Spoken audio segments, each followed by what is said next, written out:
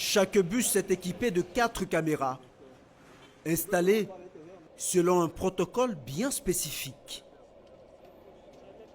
Les caméras doivent permettre de surveiller le moindre mouvement du chauffeur, mais aussi calculer la vitesse du bus en temps réel. Et le chauffeur peut même actionner un bouton de panique pour signaler un incident ou déclencher une intervention en donnant l'alerte. Vous avez regardé l'orientation, est-ce que ça valait bien le chauffeur? Vous avez fait le test?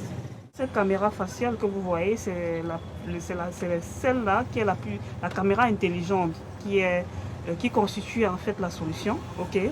Donc celle-ci, généralement, la position devant le chauffeur et c'est elle qui va capturer en temps réel les signes de fatigue, les comportements à risque tels que l'absence de la ceinture, c'est-à-dire que si le chauffeur conduit sans boucler sa ceinture de sécurité, cette caméra s'y va immédiatement détecter et va générer une alerte qui va ressortir via un dispositif sonore qui est installé et qui est couplé à cette caméra.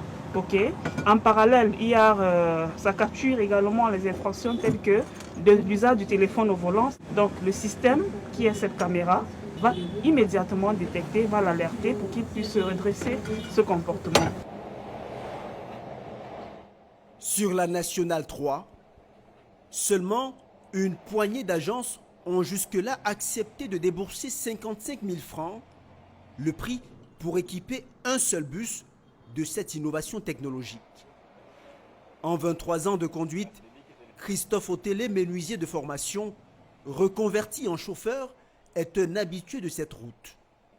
Et la présence de cet équipement qui surveille ses moindres faits et gestes ne semble pas le perturber. Ça rappelle vraiment beaucoup de chauffeurs à l'ordre. Admettons, peut-être comme les chauffeurs en excès de vitesse, ça les rappelle à l'ordre. Comme moi, personnellement, quand moi je monte dans la voiture, comme vous voyez, comme c'est là, j'ai déjà plombé ma vitesse, donc je ne peux même pas déborder. On me demande de partir de 80 au trot à 90. Et on peut encore me tolérer 95 en cas de dépassement.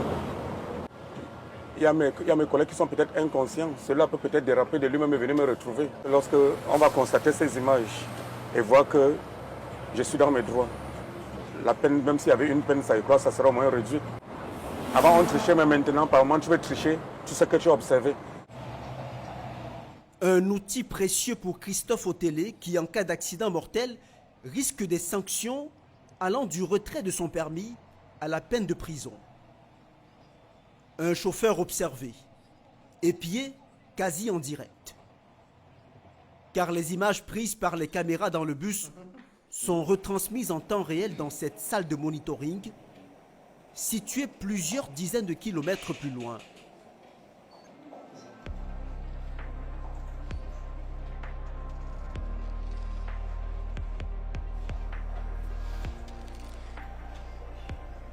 Ici, 24 heures sur 24, les informations arrivent sur cet écran où apparaissent les temps de conduite, la vitesse du véhicule, sa localisation exacte, l'état du trafic, les infractions éventuelles du chauffeur.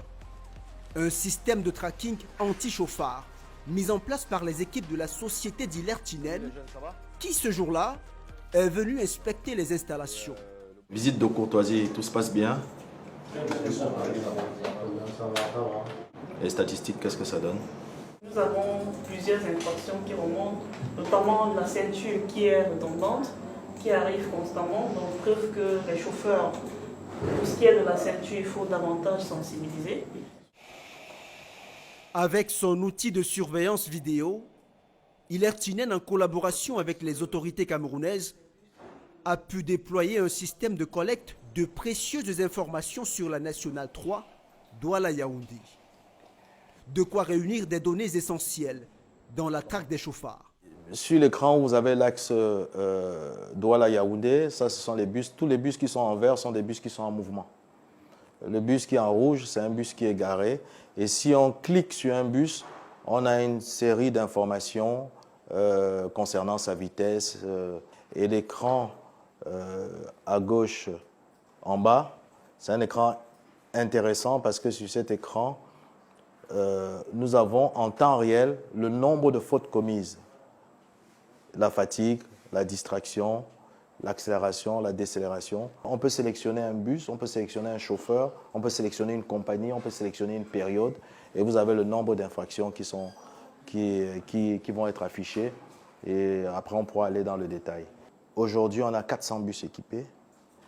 Le lancement officiel s'est fait en septembre et l'objectif, c'est d'atteindre rapidement un volume de 2 à 3 000 bus équipés pour que l'impact se fasse ressentir de façon évidente, quoi.